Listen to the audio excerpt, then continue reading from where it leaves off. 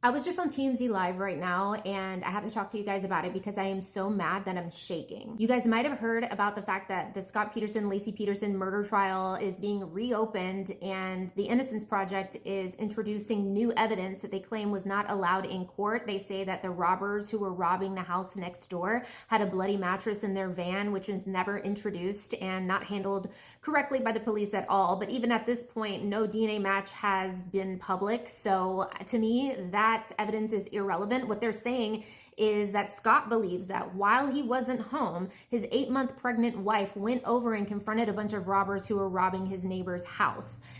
That doesn't make any sense considering the fact that she was 8 months pregnant and her husband wasn't home. She also was not a confrontational woman and also wasn't dumb. She would have called 911 if she thought her neighbor's house was being robbed. But they're trying to say that that's what happened. And all of the men on TMZ, it was all men except for me that were talking about this. And all of them seemed to be like, wow, this is amazing new evidence. Wow, this could, no. What are you talking about? All of those men who were robbers at the neighbor's house were exonerated because they all did a polygraph test and passed with flying colors, and they swear up and down that they had never seen Laci in their life, whereas Scott Peterson refused to take a lie detector test, and he has a mountain of evidence against him. They're saying that because those robbers might have killed Laci Peterson when she confronted them, which is completely made up theory, but they think that they took her, they kidnapped her, killed her in their van, and then when they found out that her husband had been fishing that day somewhere on that lake, which was reported in the news, that they went to that location and dumped her body there and framed him. That's what they're trying to say.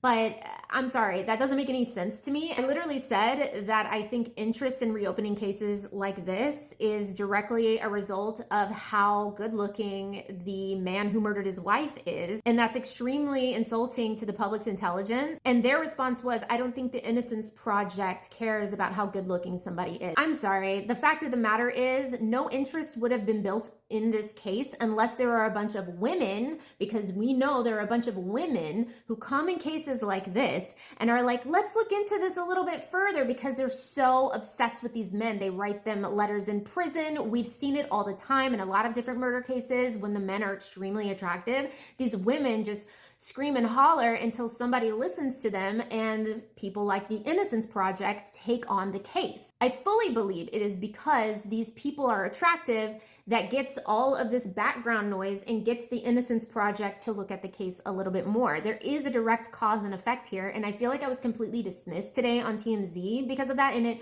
kind of was hurting my case, considering the fact there were a bunch of men there that were just like, yeah, this is great, and not a single woman other than me was sitting in there and talking about it. And if this means that I'm not on TMZ ever again, that's totally fine, but I just had to say this. Also, I looked into the Innocence Project a little bit more, and I didn't have time to introduce this information to TMZ, but I did a little digging and found that the Innocence Project, which is petitioning this reopening of the Laci Peterson case, is funded 60% by the Bureau of Justice, which is funded by Congress. And where does Congress get that money from?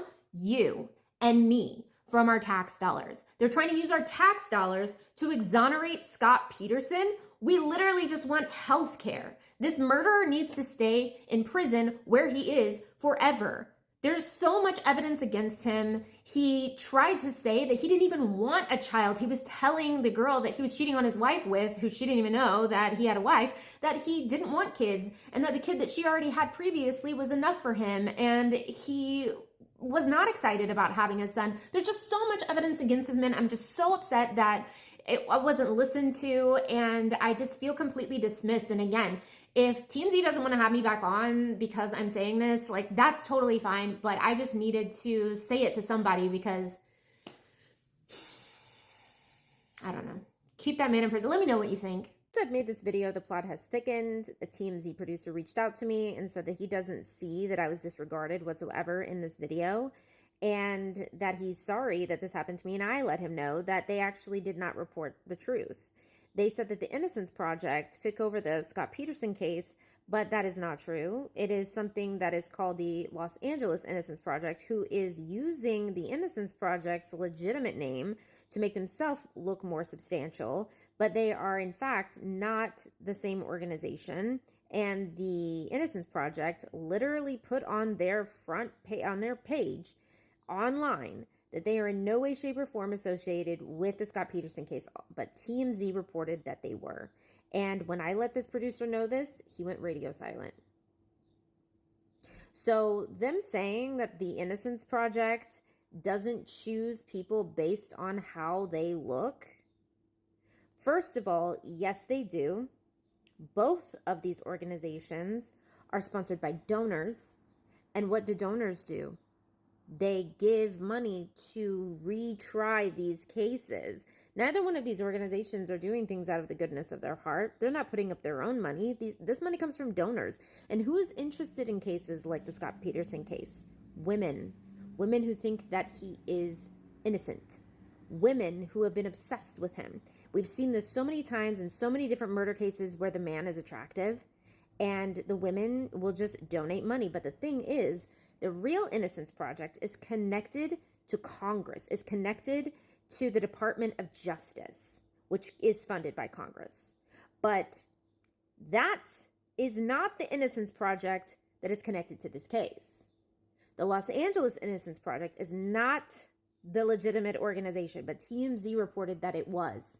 They made no differentiation between the two. So TMZ reported that the Innocence Project was taking on this case, and that is not true. Secondly, them saying that the Innocence Project doesn't take things on based on how good looking the person is, yes, they do. Because the donors are what gives them the money to take it on. Yes, the Innocence Project is funded by Congress and donors, but the Innocence Project did not take this on and put that on their website that they are in no way, shape, or form affiliated with this case. So again, when I told the TMZ reporter, or producer that rather, he went radio silent. He said that he was going to make dueling videos with me on TikTok, but decided against it because he didn't like how I made their organization look when I said that they just disregarded what I said. But then when I told him that they false reported, I bet he's glad that he didn't come at me now. I bet he's glad that he didn't make a dueling video with me now. Imagine a producer at TMZ trying to take a TikToker down, and then the TikToker comes out with receipts showing them that they falsely reported information. Subscribe for more.